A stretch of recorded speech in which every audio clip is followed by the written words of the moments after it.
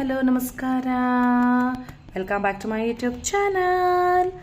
So ಇವತ್ತಿನ recipe ಬಂದು ನಾವು ಮಾಡೋದು ತೋರಿಸ್ತಾ ಇರೋದು Horlicks powder. So Horlicks powder ಮನೆಯಲ್ಲೇ ಹೆಲ್ದಿಯಾಗಿ ಹಾರ್ಲಿಕ್ಸ್ ಪೌಡರ್ ಮಾಡೋದು ಹೇಗಂತ ತೋರಿಸ್ತಾ ಇದ್ದೀವಿ. ಸೊ ಎಲ್ಲರೂ ಹೊರಗಡೆ ಯೂಶಲಿ ಹಾರ್ಲಿಕ್ಸ್ ಪೌಡರ್, ಬಾದಾಮ್ ಪೌಡರ್ ಎಲ್ಲ ತೊಗೊಂಡು ನಾವು ಫ್ಲೇವರ್ಸ್ ಆ್ಯಡ್ ಮಾಡಿರೋಂತಹ ಪೌಡರ್ಗಳನ್ನ ನಾವು ಹಾಲ್ಗೆ ಹಾಕೊಂಡು ಕುಡಿತಾ ಇದ್ದೀವಿ. ಸೊ ಅದನ್ನ ನಾವು ಮನೇಲೇ ಮಾಡೋದು ಹೇಗೆ ಅಂತ ತೋರ್ಸಕ್ಕೆ ಹೊರಟಿದ್ದೀವಿ. ಹೆಲ್ದಿಯಾದ ಇಂಗ್ರೀಡಿಯೆಂಟ್ಸ್ ಒಂದಿಗೆ ಅದ್ಭುತವಾದ ಹಾರ್ಲಿಕ್ಸ್ ಪೌಡರ್ನ ಮಾಡೋದು ಹೇಗೆ ಅಂತ ನೋಡೋಣ ಬನ್ನಿ. ಇದನ್ನ ಎಲ್ಲರೂ ಮನೇಲಿ ಮಾಡ್ಕೊಂಡು ಕುಡಿಬೋದು ಈಸಿಯಾಗಿ. ಸೊ ಹಾಗೆ ಮಕ್ಕಳಿಗೂ ಸಹ ತುಂಬಾ ಒಳ್ಳೆಯದು. ಸೊ ಹಾಗಾದ್ರೆ ಬನ್ನಿ ಹೇಗೆ ಮಾಡೋದು ಅಂತ ನೋಡೋಣ. ಹಾಗಾದ್ರೆ ನೋಡೋಣ ಮನೇಲೆ ಸುಲಭವಾಗಿ ಹಾರ್ಲಿಕ್ಸ್ ಹೇಗೆ ಮಾಡೋದು ಅಂತ ಹೇಳ್ಬಿಟ್ಟು ಅದಕ್ಕೆ ಬೇಕಾಗಿರೋ ಸಾಮಗ್ರಿಗಳು ನೋಡೋಣ ಬನ್ನಿ.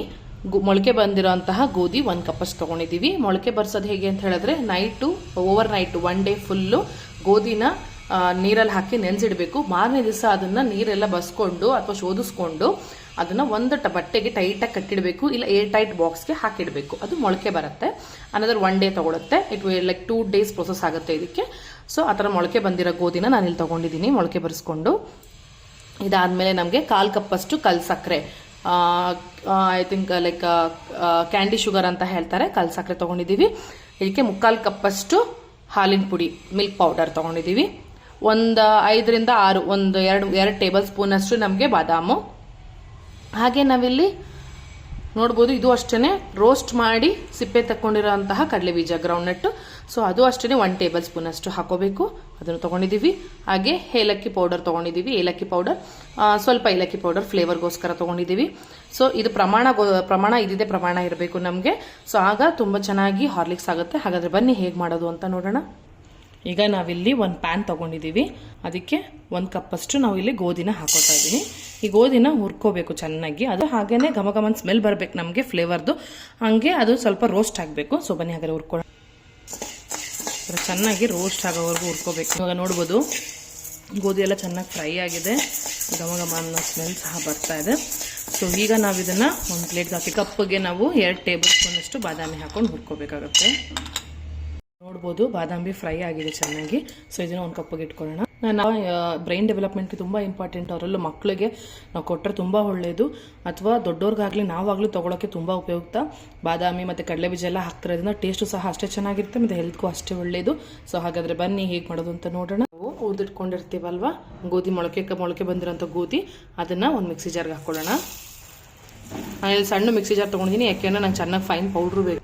ಈಗ ಹುರ್ಕೊಂಡಿದ್ದೀವಲ್ಲ ಬಾದಾಮಿ, ಅದನ್ನು ಹಾಕ್ಕೊಳ್ಳೋಣ. ನಾನಿಲ್ಲಿ ಅರ್ಧ ಪೋರ್ಷನ್ ಅಷ್ಟು ಗೋಧಿ ಹಾಕ್ಕೊಳ್ಳೋದ್ರಿಂದ ಇದರಲ್ಲೂ ಅಷ್ಟೇ ಅರ್ಧ ಪೋರ್ಷನ್ ಅಷ್ಟು ಬಾದಾಮಿ ಹಾಕ್ಕೊಂಡಿದ್ದೀನಿ, ಚೆನ್ನಾಗಿ ಮಿಕ್ಸ್ ಆಗಲಿ ಅಂತ ಹೇಳಿಬಿಟ್ಟು.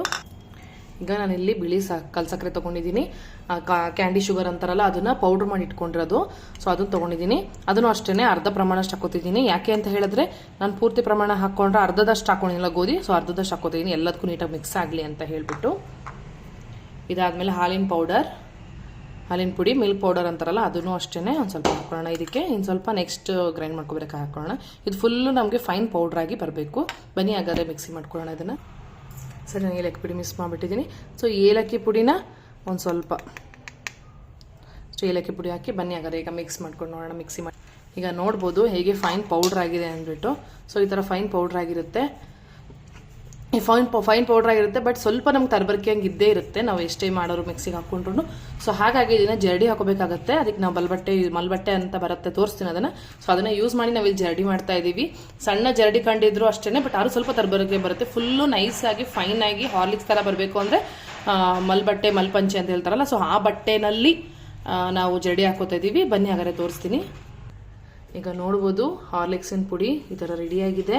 ಆಗಲೇ ಹೇಳ್ದಂಗೆ ಸ್ವಲ್ಪ ತರಬರಿಕೆ ಹಂಗಿರುತ್ತೆ ಅಂತ ಹೇಳಿಬಿಟ್ಟು, ಸೊ ಅದಕ್ಕೆ ನಾವು ಇಲ್ಲೊಂದು ಪಾತ್ರೆ ತೊಗೋತಾ ಇದ್ದೀವಿ. ಸೊ ಅದಕ್ಕೆ ಆಗಲೇ ಮೆನ್ಷನ್ ಮಾಡ್ದಂಗೆ ನಾನು ಮಲ್ಬಟ್ಟೆ ಅಂತ ಹೇಳ್ತೀವಲ್ವ, ಸೊ ಇದು ಎಲ್ಲ ಶಾಪ್ಸಲ್ಲೂ, ಕ್ಲಾತ್ ಶಾಪಲ್ಲೂ ಸಿಗುತ್ತೆ.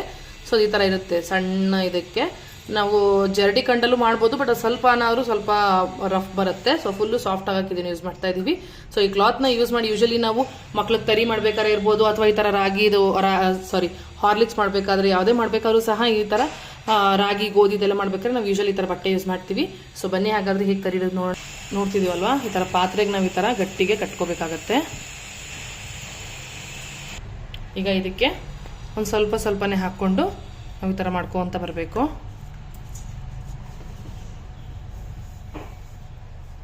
ಈ ಥರ ಮಾಡ್ಕೊಂತ ಬಂದರೆ ಒಳಗಡೆ ನಮಗೆ ನೈಸಾಗಿರೋಂಥ ಫೈನ್ ಪೌಡ್ರ್ ಸಿಗುತ್ತೆ. ಸೊ ಬನ್ನಿ ಹಾಗಾದರೆ ಮಾಡಿಬಿಟ್ಟು ನೋಡೋಣ. ಈಗ ನೋಡ್ಬೋದು ರುಚಿಕರವಾದಂತಹ ಹಾರ್ಲಿಕ್ಸ್ ರೆಡಿ ಆಗಿದೆ. ಸೊ ಮನೆಯಲ್ಲೇ ಮಾಡ್ಕೊಂಡಿದ್ದೀವಿ. ಹಾಗೆ ನೀವು ನೋಡ್ಬೋದು ಫೈನ್ ಪೌಡರ್ ಟೆಕ್ಸ್ಚರ್ ಬಂದಿದೆ. ಸೊ ಅದಕ್ಕೋಸ್ಕರ ನಾವು ಜರಡಿ ಇಟ್ಕೊಂಡಿದ್ದೀವಿ ಮಲ್ಬಟ್ಟೆನಲ್ಲಿ. ಸೊ ಈ ಥರ ಫೈನ್ ಪೌಡರ್ ಟೆಕ್ಸ್ಚರ್ ಬಂದಿದೆ. ಸೊ ಈಗ ಹಾರ್ಲಿಕ್ಸ್ ರೆಡಿ ಆಗಿದೆ. ಹಾಲ್ಗೆ ಹಾಕೊಂಡು ಎಮ್ಮೆ ಕುಡಿಬೋದು. ಸೊ ಇದಕ್ಕೆ ಆಲ್ರೆಡಿ ನಾವು ಕಲ್ಸಕ್ಕರೆ ಹಾಕಿರೋದ್ರಿಂದ ಅಡಿಷನಲ್ ಆಗಿ ಕಲ್ಸಕ್ಕರೆ ಅಥವಾ ಮಿಲ್ಕ್ ಪೌಡರ್ ಹಾಕ್ಬಿಟ್ಟಿದೀವಿ ಆಲ್ರೆಡಿ. ಸೊ ಬೇಕಾದವ್ರು ಎಕ್ಸ್ಟ್ರಾ ಸಕ್ಕರೆ ಹಾಕೋಬಹುದು, ಇಲ್ಲ ಹಂಗೆ ಕುಡಿಬೋದು. ಹಂಗೆ ಕುಡಿಯೋಕೆ ಸಹ ಸೂಪರ್ ಆಗಿರುತ್ತೆ. ಸೊ ನಾನು ಇದರಲ್ಲೇ ಇನ್ನೊಂದು ರೆಸಿಪಿ ನಾನು ತೋರ್ಸಕ್ಕೆ ಹೋಗ್ತಾ ಇದ್ದೀನಿ. ಈಗ ಚಾಕ್ಲೇಟ್ ಹಾರ್ಲಿಕ್ಸ್ ಎಲ್ಲ ಕೇಳಿರ್ತೀರಾ ಅಲ್ವಾ, ಅದನ್ನ ಹೇಗೆ ಮಾಡೋದು ಅಂತ ಹೇಳಿದ್ರೆ ಇದೇ ಹಾರ್ಲಿಕ್ಸ್ ಪೌಡರ್ಗೆ ನಾವೀಗ ಕೋಕೋ ಪೌಡರ್ ನೋಡ್ಬೋದು. ನಾನೀಗ ಇದಕ್ಕೆ ಅರ್ಧ ಚಮಚದಷ್ಟು ಕೋಕೋ ಪೌಡರ್ ಹಾಕ್ತಾ ಇದ್ದೀನಿ. ನಾನಿಲ್ಲಿ ಯೂಸ್ ಮಾಡ್ತಾ ಇರೋದು ವೈಟ್ ಫೀಲ್ಡ್ ಅವರ ಕೋಕೋ ಪೌಡರ್ ಯೂಸ್ ಮಾಡ್ತಾ ಇದ್ದೀನಿ. ಇದ್ರ ಲಿಂಕ್ ಸಹ ನಾವು ಡಿಸ್ಕ್ರಿಪ್ಷನ್ ಅಲ್ಲೂ ಆಡ್ ಮಾಡಿರ್ತೀವಿ. ಸೊ ಚೆಕ್ ಮಾಡ್ಬೋದು. ಸೊ ಈ 1/2 ಟೇಬಲ್ ಸ್ಪೂನ್ ಅಷ್ಟು ಕೋಕೋ ಪೌಡರ್ ಇದಕ್ಕೆ ಹಾಕ್ತಾ ಇದ್ದೀನಿ. ಚೆನ್ನಾಗಿ ಹೀಗೆ ಮಿಕ್ಸ್ ಮಾಡ್ಬೇಕು ಇದನ್ನ. ಈಗ ನೋಡ್ಬೋದು ಎಮ್ಮಿಯಾದಂತಹ ಕೋಕೋ ಪೌಡರ್ ಅಂದ್ರೆ cocoa powder chocolate Horlicks ready ಆಗಿದೆ. ಕೋಕೋ ಪೌಡರ್ ಯೂಸ್ ಮಾಡಿಕೊಂಡು ಇದು ಅಷ್ಟೇ ತುಂಬಾ ಚೆನ್ನಾಗಿರುತ್ತೆ. ಹಾಲ್ಗೆ ಯಾರು ಚಾಕ್ಲೇಟ್ ಫ್ಲೇವರ್ನ ಯೂಸ್ ಮಾಡ್ತಾರೆ, ಎಸ್ಪೆಷಲಿ ಮಕ್ಕಳು, ಅವ್ರಿಗೆ ಈ ತರ ಮಾಡ್ಕೊಡ್ಬೋದು. ಸೊ ಬನ್ನಿ ಹಾಗಾದ್ರೆ. ಈಗ ನೋಡ್ಬೋದು ಹೇಗೆ ನಾವು ಮನೆಯಲ್ಲೇನೆ ಹೆಲ್ತಿಯಾದ ಹಾರ್ಲಿಕ್ಸ್ ಮಾಡಿದ್ವಿ ಅಂತ ಹೇಳ್ಬಿಟ್ಟು. ಇದು ನಿಮ್ಗೆ ನಾರ್ಮಲ್ ಹಾರ್ಲಿಕ್ಸ್ ಮತ್ತೆ ಕೋಕೋ ಫ್ಲೇವರ್ ಅಂದ್ರೆ ಚಾಕ್ಲೇಟ್ ಫ್ಲೇವರ್ ಹಾಕಿರೋಂಥ ಚಾಕ್ಲೇಟ್ ಹಾರ್ಲಿಕ್ಸ್ ಎರಡು ರೆಡಿ ಇದೆ. ಸೊ ಎರಡೇನು ದಯವಿಟ್ಟು ಮನೇಲಿ ಎಲ್ಲರೂ ಟ್ರೈ ಮಾಡ್ತೀರಾ ಅಂತ ಅನ್ಕೋತೀನಿ. ದಯವಿಟ್ಟು ಟ್ರೈ ಮಾಡಿ. ಹೀಗೆ ನಿಮ್ಮ ಫ್ಯಾಮಿಲಿ ಫ್ರೆಂಡ್ಸ್ ಜೊತೆ ಶೇರ್ ಮಾಡಿ, ಸಬ್ಸ್ಕ್ರೈಬ್ ಮಾಡೋದು ಮರಿಬೇಡಿ ಅಂತ ಹೇಳ್ತೀನಿ. ಸೊ ಇದನ್ನ ಟ್ರೈ ಮಾಡಿ ಹಾಲ್ಗೆ ಹಾಕೊಂಡು ಕುಡಿದು ಹೇಗಿತ್ತು ಅಂತ ಕಮೆಂಟ್ ಬಾಕ್ಸ್ ಅಲ್ಲಿ ತಿಳಿಸಿ ಅಂತ ಹೇಳ್ತಾ ಇವತ್ತಿನ ಸಂಚಿಕೆಯನ್ನು ಮುಗಿಸ್ತಾ ಇದ್ದೀವಿ. ಮುಂದಿನ ಅದ್ಭುತವಾದ ರೆಸಿಪಿಯೊಂದಿಗೆ ಸಿಗೋಣ ಅಂತ ಹೇಳಿ